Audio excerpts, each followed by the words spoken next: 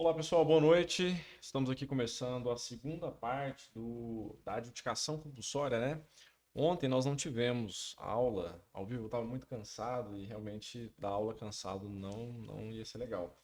Então eu resolvi fazer hoje, para a gente cumprir a nossa meta aí. A aula que era ontem, né? A aula aberta será hoje e amanhã continua normalmente a, o 360 da regularização, tá bom? Para a gente não se perder aí.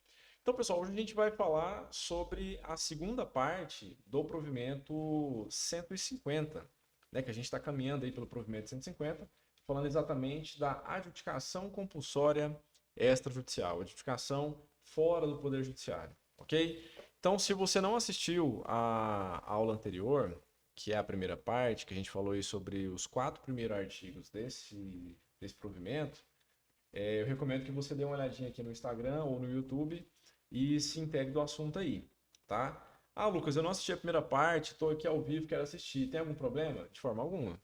Só que é claro que o conhecimento ele vai ser complementar. Caso você queira maratonar depois, tanto no YouTube, no Instagram, fique à vontade aí para você saber da informação completa. É claro que os provimentos, tanto da adjudicação ou do uso campeão, eles não são lineares, ou seja, se você ler na sequência que o provimento foi escrito, isso não te dá o conhecimento que você precisa saber para atuar nesse procedimento. É preciso fazer uma interpretação, é preciso ali se debruçar para estudar o assunto e fazer como se fosse um mapa do que você tem que fazer primeiro, tá? Normalmente, esse tipo de conhecimento você precisa estudar a legislação, aprofundar e normalmente eu ensino isso em mentorias, tá? O passo a passo, inclusive a gente está com a mentoria aí e o doutor, daqui a pouco eu vou entrar na mentoria com ele para que eu ensine, né, a questão da... Lá ele fez um pacote completo, né? Adjudicação, uso campeão e inventário. Hoje a gente está no dia de inventário. Mas assim, o meu objetivo aqui com essas aulas abertas é justamente compartilhar com vocês a legislação, a normativa que regula aquele procedimento, para que você possa, pelo menos, começar a entender essas informações. Não vou falar para vocês que com essas aulas aqui você já vai conseguir fazer o procedimento completo, porque é um pouco complicado. É preciso estudar profundamente aí esses atos normativos e entender o que é preciso fazer em cada etapa. Tá? A forma como que eu faço nessas aulas abertas é justamente simplificar o provimento, ler juntamente aqui com vocês e explicar aquilo que possa ser talvez truncado para você compreender. Tá bom? Então vamos lá, sem mais delongas aí, para realmente não cansar o vídeo e o vídeo ficar de forma enxuta, mais produtivo. Tá bom? Nós estamos aqui, pessoal, para quem está se situando aí na normativa, nós estamos no provimento 150 do CNJ. Tá? Todo o provimento, eu já fiz a crítica aqui, mas eu faço novamente, ele é o artigo 440. A única diferença de um artigo para outro serão as letras, tá bom? Na aula passada, sobre a adjudicação, nós falamos a letra A, B, C, D e E. Hoje nós iremos iniciar aí na letra F. Então, o artigo 440F e vamos aí até o 440J, tá bom? Não são tantos artigos assim. A gente vai ler aqui, comentar, falar aí a minha impressão, o que eu entendo desse ato normativo e o que eu acredito que os cartórios irão aplicar. Veja bem, nós estamos aqui nesse momento, né, em 11 de outubro de 2023, tá muito recente, tá, pessoal? Esse ato normativo aqui, ele foi publicado no Diário de Justiça Eletrônico do CNJ, dia 15 de setembro de 2023. Então, assim, tem menos de um mês. Tem menos de um mês que ele foi realmente publicado aí, tá? Então, o que os cartórios vão fazer disso? A gente tem que ver na prática. Tá? Eu vou passar aqui para vocês assim que eu tiver um caso. Eu já estou com um caso de adjudicação. Na verdade, 2 casos de adjudicação extrajudicial para entrar. E assim que eu já formalizar, eu vou contar aqui para vocês. Fiquem ligados aí principalmente nos stories que eu vou abrir, ou stories ou um vídeo. Posso abrir aí para compartilhar com vocês a experiência que eu tive com essa adjudicação extrajudicial. Tá bom? Se foi boa, se foi ruim, como que foi o procedimento, como é que era o caso do cliente, eu vou contar aqui para vocês. Podem ficar tranquilos aí, tá bom? Então é um provimento relativamente recente, né? Aliás, relativamente não, muito recente. Nós não temos aí muitas decisões dos cartórios. Acredito que É poucos os casos que nós tivemos de o cartório enfrentar o mérito aí em algum caso de adjudicação, tá? Então, bora lá, sem mais delongas aí, vamos conversar aqui sobre esse provimento e a partir do artigo 440-F. Vamos lá. Artigo 440-F diz o seguinte: a ata notarial, né, que ele menciona aqui, inclusive, o artigo 216b da 6.015, será lavrada por tabelião de notas de escolha do requerente, salvo se envolver diligências no local do imóvel, respeitados os critérios postos lá na Lei 8935, que é a Lei dos Cartórios, e observadas, no caso da ata notarial eletrônica, as regras de competência territorial de que trata este Código de Normas, que é o Código Nacional de Normas que a gente está dentro dele. Então, veja bem, só para vocês situarem, a adjudicação compulsória extrajudicial, ela está no artigo 440 do provimento 150, e o provimento 150, ele é o Código Nacional de Normas, tá? Então, o CNJ ele fez uma concentração de provimentos aí, dentro desse provimento 150, de atos relativos a cartórios. Então, tudo aquilo que você precisa, né, tudo não, mas a maioria das informações referentes a cartórios, você vai encontrar dentro do provimento 150. Então, se você pretende atuar na regularização de imóveis, se você pretende atuar e conhecer um pouco mais sobre os cartórios, eu recomendo muito fortemente que vocês aprendam o provimento 150. Tá? Leiam o provimento 150. Se tiverem dúvidas, podem mandar mensagem para mim. Manda aqui no direct ou no meu perfil aqui do Instagram. Do Instagram. Tem o link do WhatsApp, tá? Dos nossos cursos aí, tudo. Mas assim, podem mandar mensagem para mim. Eu respondo todo mundo aí o máximo que eu consigo e o mais rápido também, para que eu consiga tirar suas dúvidas referente à regularização de imóveis e principalmente à atuação dos cartórios, tá? Então é isso. Então é um código que concentra as informações referentes a cartórios, beleza? E nesse 440-F, ele fala da ata notarial, que também é um documento obrigatório para o procedimento extrajudicial, tá? E aqui ele fala uma regrinha de competência. Então aqui ele fala que será lavrado pelo tabelião de notas à escolha do requerente. Lucas, eu posso escolher um tabelião de notas fora da localidade do imóvel? Pode. Segue ali as regras da 8935, que fala que o tabelião de notas ele é a escolha do requerente. Ok? Só que aqui ele faz uma ressalva, dizendo que se houver diligências no imóvel, vai ter que, no caso aí, ser o tabelião de notas da localidade do imóvel. Obviamente, para facilitar para ele. Imagina você fazer uma ata notarial de adjudicação aqui em Goiás, só que o imóvel que você está adjudicando é no Pará. Não vai fazer sentido nenhum esse tabelião de notas ir lá na comarca do Pará para poder fazer essa diligência. Obviamente vai ter que ser um tabelião de notas da localidade do imóvel. Perfeito? E aqui ele fala também outra ressalva, né? E observadas, no caso da ata notarial eletrônica, as regras de competência territorial que trata o Código de Normas que a gente está nele, né? No caso de ata notarial eletrônica, aí já é algo diferente, porque poderá haver comunicação entre tabelionatos. Você poderá, aí, no caso, lavrar ata notarial, independentemente do local do imóvel. Só que vai ter que ser respeitadas algumas questões aí que ainda está em trâmite. A gente não sabe como que isso vai se dar na prática. O provimento traz aqui essa previsão, só que eu vejo isso aqui com ressalvas.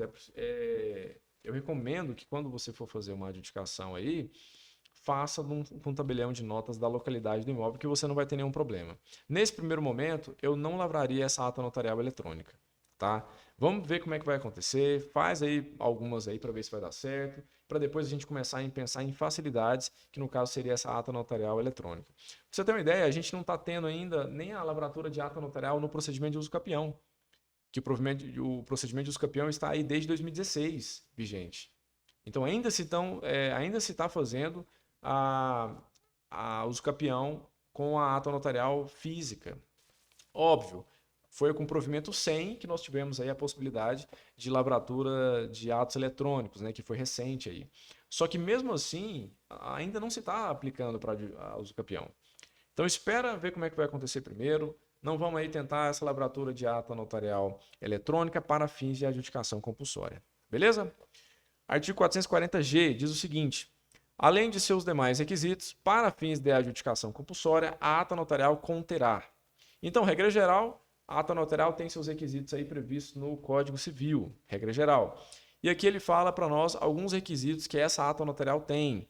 Ah, Lucas, mas isso aí é competência do tabelião. Para que eu preciso saber quais são os requisitos da ata notarial de adjudicação? Espera aí. Você é o advogado. Você que está representando aquele procedimento. É você que está fiscalizando se aquele procedimento vai ter o seu trâmite corretamente. A ata notarial ela é um dos documentos que compõem o procedimento. Nada melhor do que você, advogado, conhecer esses documentos e, na verdade, esses requisitos, e inclusive apontar para o tabelião de notas se ele estiver de forma equivocada lavrando aquele ato. Ok? Vamos passar aqui rapidamente por cada um deles, porque é muita coisa. E nos parágrafos tem informações aí que a gente precisa conversar. Tá bom? Meu mouse não está funcionando. Voltou. Inciso 1º, a referência à matrícula ou à transcrição e a descrição do imóvel com seus ônus e gravames. Isso aqui são os requisitos da ata notarial de edificação, tá? Obviamente, a gente precisa mencionar se é matrícula ou se há aquela transcrição ali. Ah, Lucas, o imóvel do cliente ele não tem matrícula e não tem transcrição. É possível fazer a adjudicação compulsória?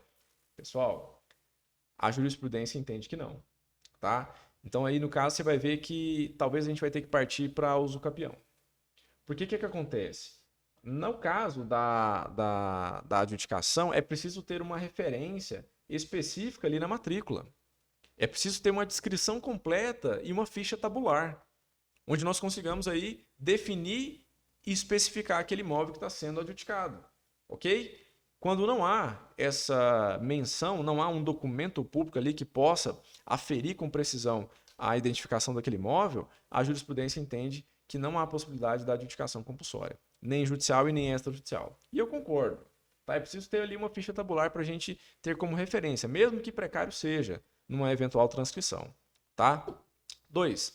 A identificação dos atos e negócios jurídicos que dão fundamento à adjudicação compulsória, incluindo o histórico de todas as sessões e sucessões, bem como o relato de todos que fizeram nos respectivos instrumentos contratuais. Isso aqui, na verdade ele só está demonstrando para a gente que é preciso ter a relação de das partes envolvendo aquele imóvel. Ah, o João comprou da empresa X, só que o João fez uma cessão para Maria. É preciso mencionar aí o contrato que a empresa X fez com o João? Com certeza.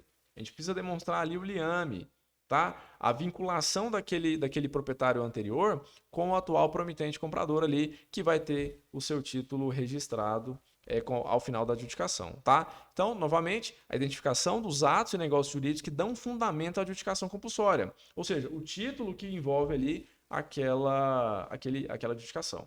Tá? Incluindo o histórico de cessões e sucessões. Ah, a pessoa fez ali uma promessa de compra e venda com o João, mas o João faleceu. E aí, como que faz essa regularização? É o espólio de João que vai aí ingressar com esse pedido de adjudicação compulsória. Tá? Ah, Lucas, pode fazer a adjudicação compulsória em nome do espólio, representando ali, com a nomeação de inventariante e tudo? Claro que sim. O espólio, na verdade, todos os herdeiros ali serão legitimados aí para requerer esse procedimento. E é possível fazer em cartório? Com certeza. Está todo mundo de acordo? Né? A gente vai ver os requisitos mais à frente, mas está todo mundo de acordo? Cumpre os requisitos ali que o provimento 150 traz? Então, beleza, é possível adjudicar extrajudicialmente em cartório. Tá? O item 3 aqui do artigo 440G, que vai falar sobre os requisitos da ata notarial de adjudicação, as provas do adimplemento integral do preço ou cumprimento da contraprestação à transferência do imóvel adjudicado. É interessante que esse inciso ele traz para nós aí que é possível, claro, é necessário, na verdade, o pagamento, né, integral do preço para que você possa adjudicar o imóvel e também o cumprimento da contraprestação à transferência. Ele não fala aqui apenas, então, somente do pagamento do preço. Se for condicionado ali no caso que fosse realizado algum serviço, alguma obra, alguma coisa, condicionando ao final daquela realização a adjudicação do imóvel, se você comprovar isso, isso dá direito você a adjudicar o imóvel. Perfeito? E nós temos aqui, pessoal, o inciso 4, que fala o seguinte: a identificação das provas que deveriam ter sido adotadas pelo requerimento para a transmissão da propriedade e verificação do seu inadimplemento. Ou seja, é preciso identificar essas providências que deveriam ter sido tomadas aí pela empresa, né? Geralmente é empresa, tá? Eu falo empresa porque normalmente acontece de fazer esse impedimento da transferência. Ou seja, a empresa deveria transferir o imóvel para o nome do seu cliente e assim não fez. e é preciso demonstrar isso na ata notarial. Falando, olha, o pacto foi realizado em tal data, foi quitado o imóvel em tal data e notificada a empresa para que realizasse a escritura pública de compra e venda, assim ela não fez. Portanto, procedeu aí no caso com a medida administrativa, que é o caso da adjudicação, para que haja transferência do imóvel. Tá certo? Inciso 5 diz o seguinte: o valor venal atribuído ao imóvel adjudicando, né, na data do requerimento inicial, segundo a legislação local. IPTU, tá? Junto ao IPTU para, de fato, demonstrar ali qual que é o valor do imóvel. Inclusive, esse valor será usado para a base de cálculo dos emolumentos, tanto da ata notarial quanto do registro lá no cartório de imóveis. Ok? E aqui agora nós temos uma série de incisos para a gente dar uma lida aí e comentar também. Inciso 1º desse artigo diz o seguinte: o tabelião de notas orientará o requerente acerca de eventual inviabilidade da adjudicação compulsória pela via extrajudicial. Isso aqui, na verdade, cumpre o que estabelece a Lei 8935, né? Que o tabelião de notas ele também é um orientador.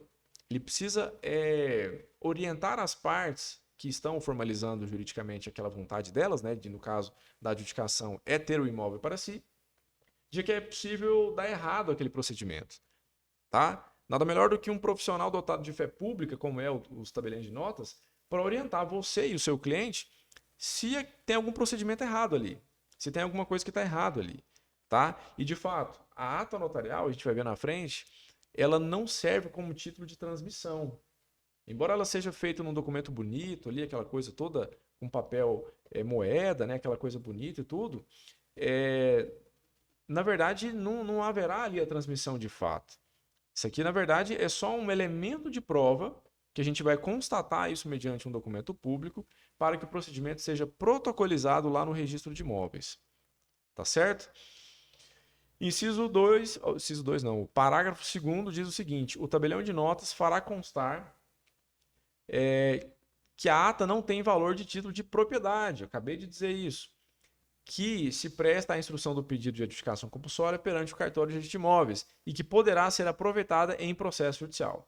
Isso aqui, na verdade, é o tabelião de notas certificando que, caso a adjudicação seja improcedente, né, ela não seja viável, ela poderá ser utilizada como prova para fins de processo judicial ao final daquela adjudicação extrajudicial. Porque ao final é possível converter esse processo administrativo em judicial no Poder Judiciário. Ok? Parágrafo 3º diz o seguinte: a descrição do imóvel urbano matriculado poderá limitar-se à identificação ou denominação do bem e seu endereço. A descrição do imóvel urbano matriculado poderá limitar-se à identificação ou à denominação do bem e seu endereço. Não sei por que previu isso aqui, não vejo motivo, mas enfim, está aqui no provimento. Porque ele está falando aqui que a descrição do imóvel ela pode se limitar àquela identificação e denominação que consta ali no requerimento. Só que, na verdade, a gente tem uma matrícula aí, ou uma transcrição, que tem todos os elementos aí, né, que preenchem os requisitos. Para mim, um parágrafo que não faz muito sentido. Mas, enfim, está aqui no provimento, né? Não vejo aplicabilidade e também, se for algo específico, é para o tabelionato de notas. Né? Vai pegar a certidão de matrícula ou matrícula ou transcrição, leva lá no tabelionato e eles fazem constar o que for necessário aí, tá?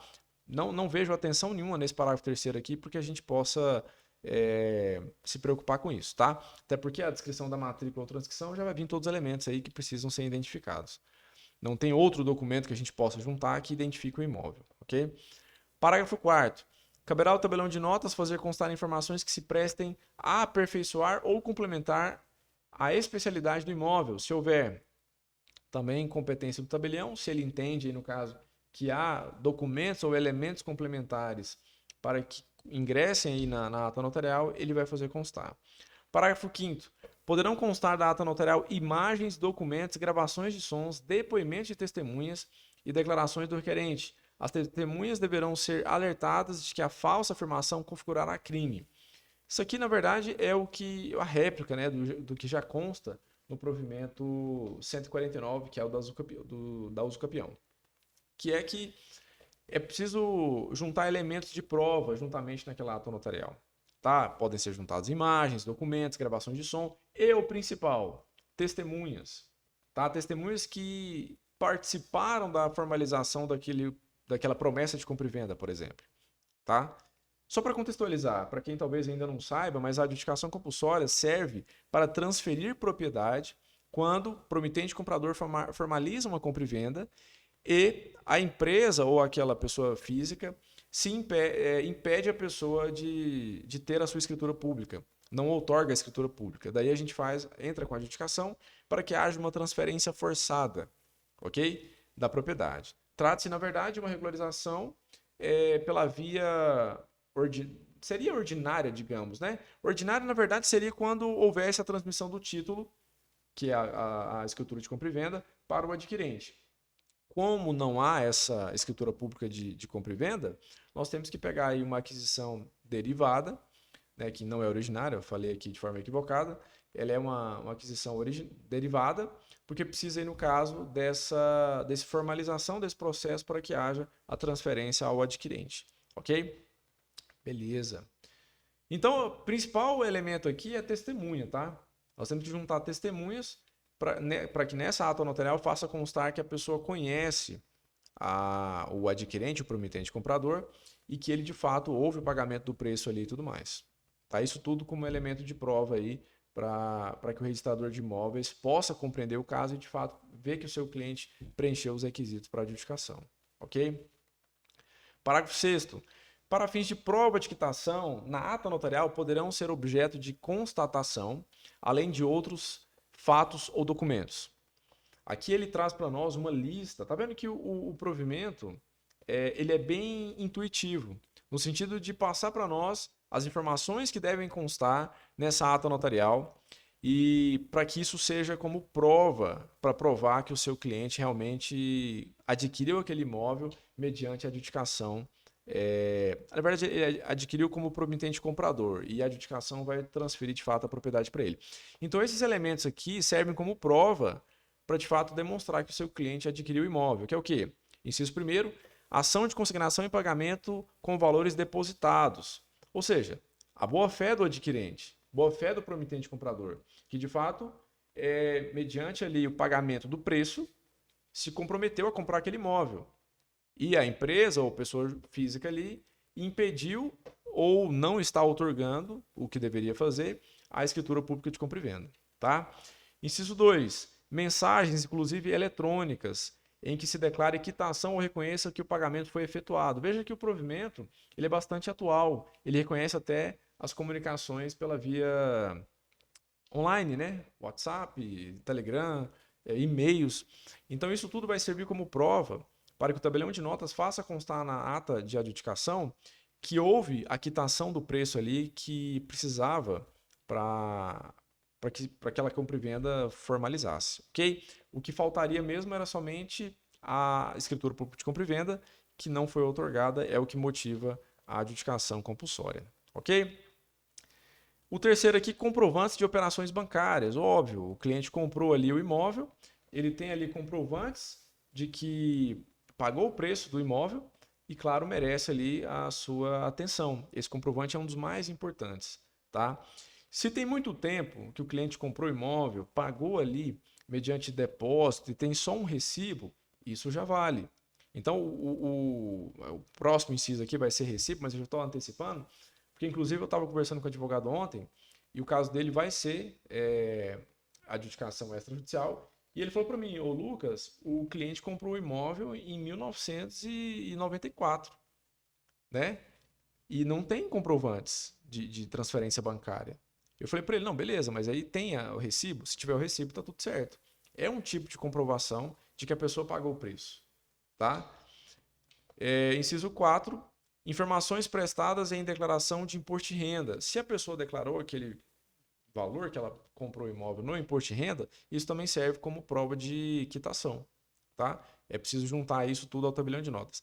Todos esses incisos aqui, se o seu cliente tiver, você deve levar isso ao tabelião de notas para que ele faça constar aí nessa ata notarial. Isso é muito importante, tá? Apresentar esses documentos autônomos aqui lá no registro de imóveis vai ter a sua importância, mas não tanta, tá? Porque lá no registro de imóveis você não vai juntar tantos documentos desta forma aqui, separados. Junta tudo na ata notarial, que o registrador de imóveis vai pegar tudo ali dentro da ata e vai facilitar muito para ele. Porque lá a prova do inadimplemento vai ser caracterizada pela notificação do promitente vendedor ou comprador, dependendo do caso, porque ambos podem ser requerentes, tá? Uma situação de novidade aí. E para ele formalizar a escritura pública. Se ele não formalizar aquela escritura pública, vai estar caracterizado o inadimplemento e aí a adjudicação vai ser registrada. Ok? Inciso 5, recibos cuja autoria seja passível de confirmação. Tá? Daí o que é autoria passível de confirmação? A gente vai ter que interpretar aí. Na minha visão, esse recibo teria que ser com reconhecimento de firma. Tá? Porque um mero recibo, que nós não temos ali a confirmação daquela pessoa, pode ser assinado por qualquer pessoa. Já o recibo com o reconhecimento de firma, somente ali o cartório que autentica e determina que aquela pessoa de fato é ela. Tá? Então, recibos com autoria seja passível de confirmação. Mas, isso é o que eu estou pensando aqui agora, não é o que eu ouvi de tabelião de notas. Se o tabelião de notas tem elementos para identificar que aquele recibo é da empresa, né, que outorgou aquele valor ali e tudo mais, de fato poderá ser confirmado. Eu falo que um recibo com reconhecimento de firma ele tem muito mais força do que um que não tem. Tá bom? Inciso 6. Averbação ou apresentação de termo de quitação de que trata o artigo 32 do 167 da Lei 6.015. Tá? Isso aqui, na verdade, é só a apresentação do termo de quitação dessa adjudicação, tá? Adjudicação não, da promessa de compra e venda, ok? Inciso 7, notificação extrajudicial destinada à constituição em mora. Se, eventualmente, você fez ali, no caso, a notificação perante o cartório para que a pessoa ou aquela empresa possa outorgar a escritura e transferir a escritura para o nome do seu cliente, junta isso também na ata notarial, lá lá no tabelão de notas, porque isso pode ser também um documento importante aí, tá? Para que o tabelião faça constar isso tudo em ata notarial. Beleza? Pessoal, tá quase acabando aqui já. Tá? Essa aula é bem prática mesmo, situações bem rápidas aí para não tomar muito tempo de vocês. Parágrafo 7 diz o seguinte: o tabelião de notas poderá dar fé às assinaturas com base nos cadastros nacionais dos notários, que é o que prevê lá o artigo 301 do Código Nacional de Normas. Dê uma olhada nisso aí. Se assim for viável à vista do estado da documentação examinada. Então, isso aqui é mais um poder que o tabelião de notas vai ter aí de dar fé a documentos cujas assinaturas já estejam nesse depositário nacional dos notários registradores. Dos notários apenas. Se assim for viável à vista do estado de conservação daqueles documentos. Tá? Embora os documentos não tenham reconhecimento de firma, o tabelião de notas poderá dar fé a esses documentos se ele entender que de fato aquela pessoa é aquela pessoa. Tá? Isso é muito importante. É um poder assim extraordinário que os tabeliões de notas terão, né, com essa adjudicação, porque eles poderão retornar no tempo e afirmar que aquele documento foi firmado junto à empresa, por exemplo. Tá? E é claro, isso aqui tem que ser feito de forma bem cautelosa, porque imagina, você dá fé num documento aí e depois o documento é falso. Tá? Então o tabelião de notas vai ter que atuar isso aqui com muita cautela. Eu, na prática, ainda não vi isso acontecer. Como eu disse, o provimento é de 13 de setembro, 15 de setembro deste ano, né? Então não tem nenhum mês. Então a gente ainda está caminhando, está engatinhando ainda com a adjudicação compulsória, né? Assim que eu tiver um procedimento prático aí já protocolizado em cartório, eu trago aqui para vocês para a gente ver como que aconteceu e passar o panorama geral do início ao fim aí, ok? Parágrafo 8º diz o seguinte: o tabelião de notas poderá instaurar a conciliação ou mediação dos interessados, desde que haja concordância do requerente, nos termos do capítulo 2º, título 1º, do Código de Normas Nacional. Na verdade, sinceramente, eu não vejo muito isso aqui como válido, não, tá? Porque se eventualmente essa pessoa não comparece, ou acha que aquilo ali não vai dar certo, tudo, e deixa instaurar o procedimento lá no cartório de imóveis, e lá no cartório de imóveis a pessoa faz uma impugnação ou quer discutir aquela situação ali, vai dar errado, tá? Eu não sei se o tabelião de notas seria o melhor momento para essa conciliação acontecer. Porque daí, veja bem, Em qual momento que isso vai se dar? Antes ou depois da lavratura da ata notarial de adjudicação? No meu entendimento, para ser válido, tem que ser antes. Tá? O tabelião cobra ali um valor, a pessoa apresenta os documentos e fala assim: olha, vamos lavrar a ata notarial em tal data. Mas antes, vamos tentar fazer uma conciliação aqui para saber se a parte contrária tem interesse de outorgar a escritura pública. Só que, convenhamos, não tem muita diferença de valores para o seu cliente o procedimento de adjudicação e o procedimento de compra e venda. Tá? O valor da escritura de compra e venda vai ser basicamente o mesmo da ata notarial de adjudicação. O seu cliente vai ter que pagar imposto nos dois casos. Então, fazer toda essa situação para que ainda para ver se encontra essa pessoa, para que eles possam comparecer e tentar lavrar uma escritura, eu acho que é uma diligência que o advogado pode fazer antes de procurar o cartório para fazer a adjudicação extrajudicial. Tá? Se a pessoa outorga a escritura, se ela está disponível para outorgar a escritura e tudo mais, nem mexe com a adjudicação. Tá? Talvez seja uma empolgação que os advogados tenham aí de tentar o procedimento de adjudicação e tudo mais, mas o melhor dos mundos é lavrar a escritura para o seu cliente e registrar no nome dele. Vai ser mais rápido, né? Vai gastar menos aí, um pouco menos, né? Com notificações e tudo. Não vai ter as notificações, né? Mas primeiro pensa nisso. Pensa na formalização daquela regularização de forma ordinária, que seria a compra e venda normal. Somente se a gente não conseguir mesmo encontrar essas partes, que a gente passa para a adjudicação. Porque senão, chamar a pessoa para uma conciliação, a pessoa fala, beleza, vou fazer a escritura pública de compra e venda. E aí? Vai ter que pagar a diligência lá do tabelião, porque vai ter que fazer um ato notarial, ele vai cobrar por essa conciliação, é claro, e vai lavrar um ato de escritura pública de compra e venda, né? Pode ser que dê certo, não sei, vamos ver na prática como é que vai acontecer, tá? Artigo 440. E detalhe, pessoal, quem está me assistindo aí, tanto no gravado ou no ao vivo aqui, me contem se vocês têm experiência aí, já tiveram algum caso de adjudicação extrajudicial, tá? Embora esteja recente, eu sei que tem pessoas aí já com procedimento em curso. Eu tenho 2 para entrar. Estou no momento aí de elaboração da petição, tá? A gente tá com os documentos todos listados aí, pronto para protocolizar, mas ainda não protocolizei. Assim que der certo lá, eu conto para vocês aí o que deu. Mas se vocês já tiverem um caso aí, contem para mim nos comentários aí. Artigo 440-H. A pendência de processo judicial de adjudicação compulsória não impedirá a via extrajudicial, caso se demonstre suspensão daquele por no mínimo 90 dias. Se você, por exemplo, entrou com a ação de adjudicação compulsória e viu que está demorado ali, obviamente, né, sempre está, e não quer continuar com a via judicial, você vai suspender o processo judicial ali, por mais, aí no caso, de 90 dias, e entra com a adjudicação extrajudicial. Beleza? Só uma normativa aí para ver que dá para cancelar o processo judicial e ir para o extrajudicial aqui. Artigo 440-I.